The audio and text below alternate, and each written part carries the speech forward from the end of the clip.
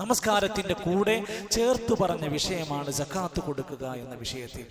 അതുകൊണ്ട് തന്നെ സകാത്തിന്റെ കാര്യത്തിൽ പണ്ട് മുതലേ ഇസ്ലാമിക ചരിത്രത്തിലെ ഒന്നാമത്തെ അധ്യാപനങ്ങൾ വായിച്ച ഖലീഫമാര് വായിച്ചു നോക്കിയാൽ, സ്വഹാബത്തിന്റെ കാര്യം വായിച്ചാൽ, സകാത്ത് കൊടുക്കാത്ത ആൾക്കാർക്കെതിരെ യുദ്ധം പ്രഖ്യാപിച്ചു. യുദ്ധം കൊടുത്ത് വേടിച്ചിരിക്കുന്നുള്ള വാശിയായിരുന്നു. അബൂബക്കർ സിദ്ദീഖ് റളിയല്ലാഹു അൻഹു പറയുന്നുണ്ട്, ലൗ മനഊനി ഇഖാലൻ, ഒരു ഒട്ടകത്തിന്റെ മൂക്ക് കയറാണോ കൊടുക്കാൻ ബാക്കിയുള്ളതെങ്കിൽ ഞാൻ അവനിൽ നിന്നത് വേടിച്ചിരിക്കും, യുദ്ധം ചെയ്യും ഞാൻ അവൻ. ചില ആൾക്കാർ പറഞ്ഞു നിസ്കരിച്ചാൽ മതി, നബിന്റെ കാലം കഴിഞ്ഞില്ലേ, ഇനി സകാത്തൊന്നും വേണ്ടാന്ന് പറഞ്ഞപ്പോ നിസ്കാരത്തിനെയും സകാത്തിനെയും വേർതിരിച്ചാൽ അവൻ ദീനിന്ന് പുറത്താണെന്ന് പറഞ്ഞ് അബൂബക്കർ സിദ്ദീഖ് റളിയല്ലാഹു രംഗത്തിറങ്ങിയ ചരിത്രം കാണാൻ സാധിക്കും. ഇന്ന് സകാത്ത് കൊടുക്കുന്ന ആളുകളുടെ എണ്ണം വളരെ കുറവാണ്. അതിന് കാരണം പറയുന്നത് അവർക്ക് ഒന്ന് അറിവില്ലായ്മയാണ്, ഞാൻ കൊടുക്കാൻ യോഗ്യനാണോ. രണ്ട് തെറ്റിദ്ധാരണയാണ്. ഇതൊക്കെ മഹാകോടീശ്വരന്മാർ സമ്മാനിക്കുന്ന നൽകേണ്ട കാര്യങ്ങളാണ് എന്ന തെറ്റിദ്ധാരണയാണ്. മൂന്നാമത്തേത്, അതൊന്നുമില്ലെങ്കിലും സ്വർഗത്ത് കടക്കാം, അപ്പൊ എന്തിനപ്പോ ഇങ്ങനെ സകാത്ത് കൊടുക്കണം എന്നുള്ള തോന്നലാണ്. ഇതൊക്കെ മാറ്റണം. അള്ളാഹുവിന്റെ ഖുർആനിൽ വിശദീകരിച്ചു പറഞ്ഞ കാര്യങ്ങളിൽ നമുക്ക് സകാത്തിന്റെ ചരിത്രം നമുക്ക് കാണാൻ പറ്റും.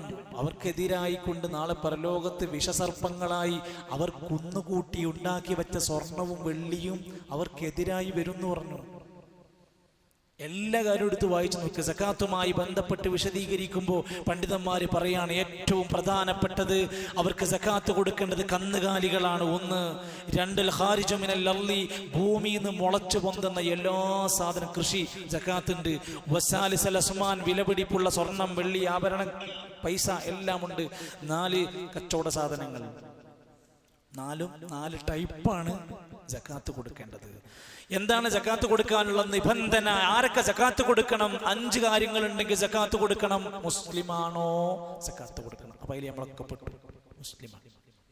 രണ്ടാമത്തേത് സ്വതന്ത്രനാവണം, വേറൊരാളുടെ അടിമയോ വേലക്കാരനൊന്നല്ല, സ്വതന്ത്രനായി ഞാൻ ഉണ്ടാക്കുന്ന സമ്പത്തും എൻ്റെ ഉടമസ്ഥയിലുള്ളതാവണം. 3.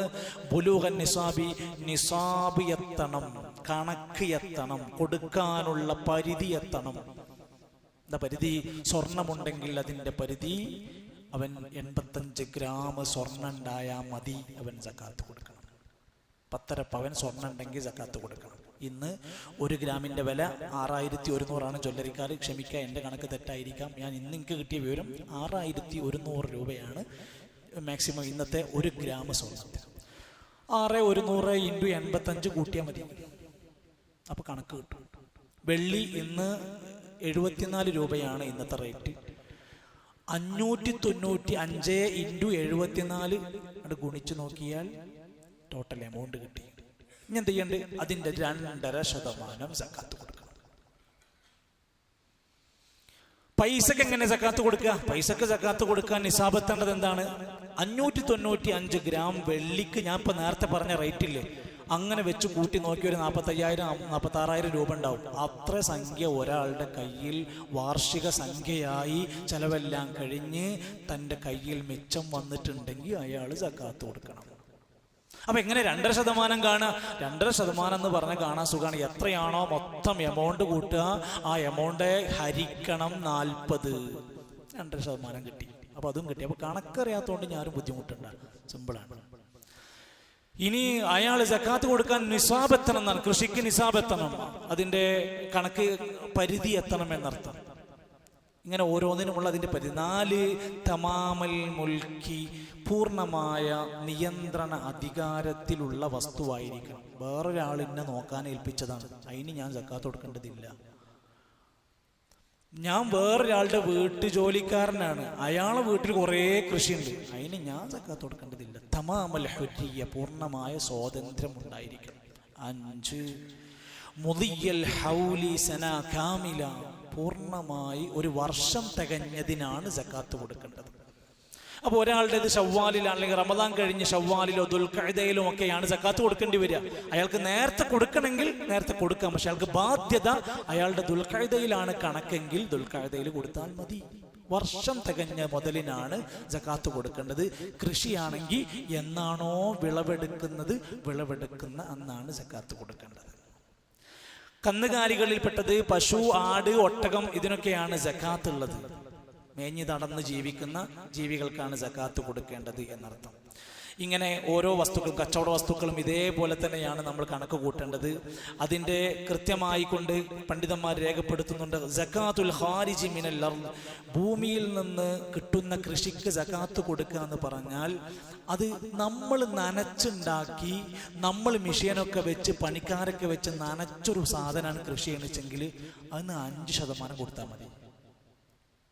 നമ്മളധികം നനച്ചിട്ടൊന്നുമില്ല, മഴ പെയ്യും, കിട്ടുന്ന വെള്ളത്തിന് അങ്ങനെ നനഞ്ഞു പോരും എന്നല്ലാതെ നമ്മളെ മെയിൻ്റെനൻസ് ഒന്നും നമുക്ക് അധികം അല്ലാതെ കിട്ടുന്ന മുതലാണെങ്കിൽ അതിന് 10% സക്കാത്ത് കൊടുക്കണം.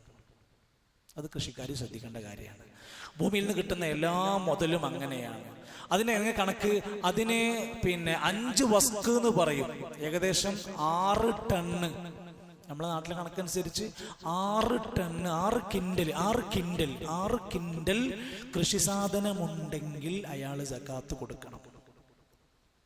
അതിന്നാണ് അയാൾ 5% കൊടുക്കേണ്ടത്. ഒരു സംശയം അപ്പം തന്നെ പറയാം. ഇപ്പോൾ ചില സാധനങ്ങൾ 6 കിൻഡലാണെന്ന് വെച്ചെങ്കിൽ കൊല്ലങ്ങൾ പിടിക്കും.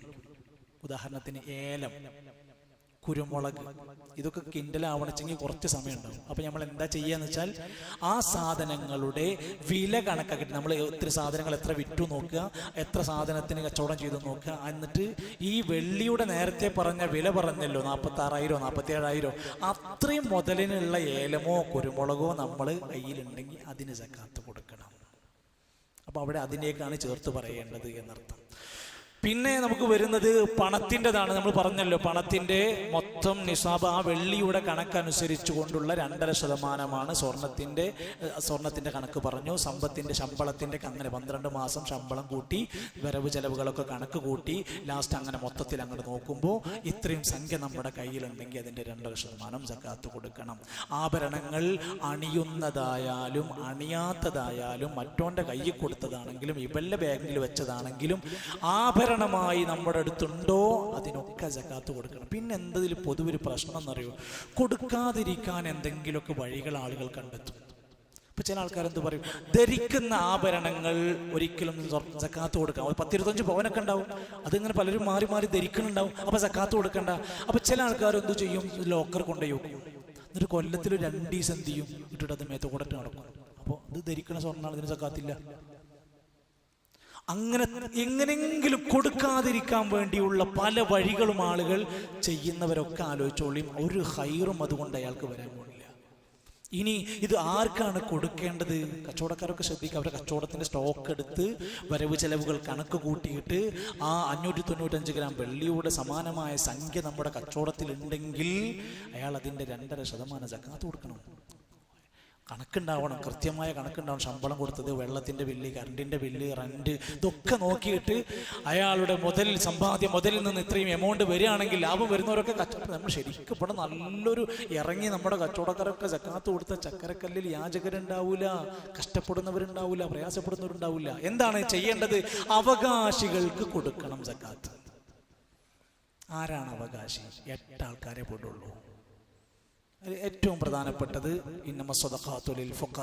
ഫക്കീറാണ് ഒരു അവകാശി, ഏറ്റവും ദരിദ്രനായ അവകാശി.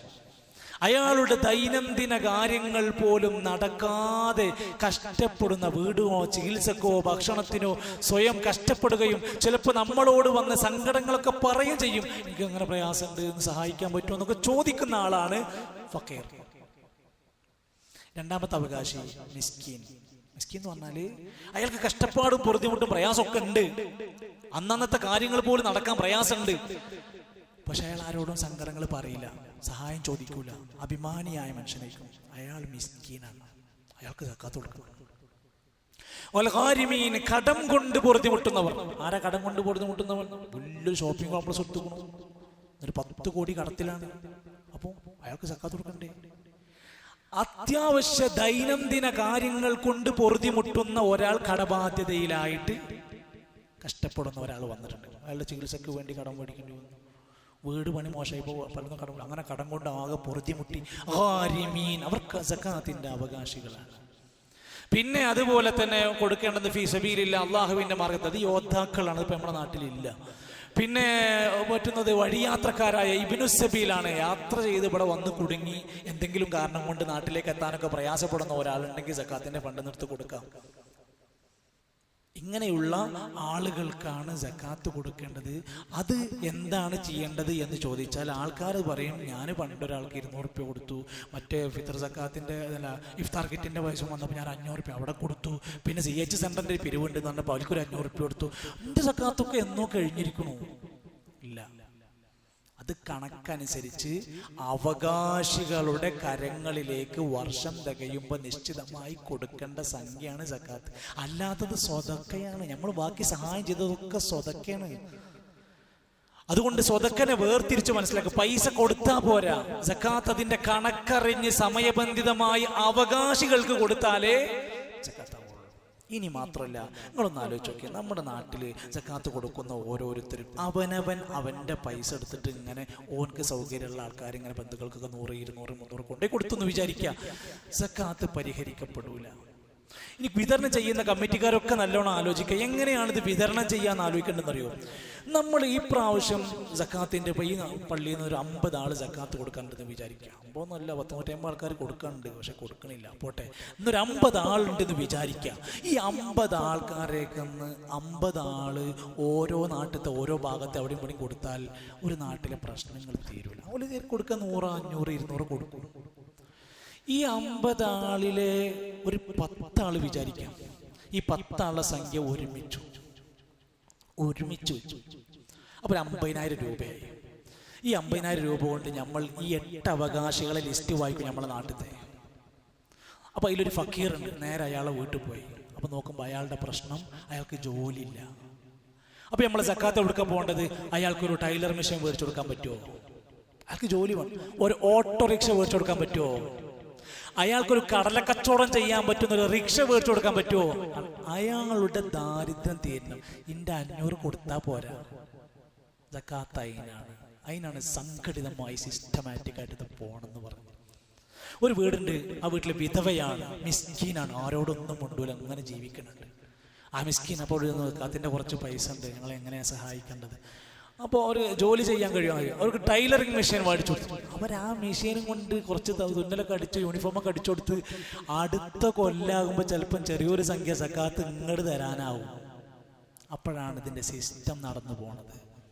ഇനി അതല്ല, വേറൊരാളുണ്ട്, അയാൾക്ക് നല്ല കൃഷി താല്പര്യമുള്ള ഒരാളാണ്. 10 ആടിനെ മേടിച്ചു കൊടുത്ത് ആയിട്ട് പ്രസവിച്ച് മക്കളായി കുഞ്ഞുമക്കളായി പോയി അത് പാല് കറന്ന് ആ കുടുംബത്തിലുള്ള കുട്ടികളുടെയും കുടുംബത്തിൻ്റെ പ്രശ്നം തീർന്നു. അങ്ങനെ ഒരു നാട്ടിലെ ഒരു കൊല്ലത്തെ സക്കാത്ത് കൊണ്ട് ഒരു 10 കുടുംബെങ്കിലും നേരം പോലെ നന്നായി ജീവിക്കാൻ തുടങ്ങുക എന്നുള്ളതാണ് സക്കാത്ത്.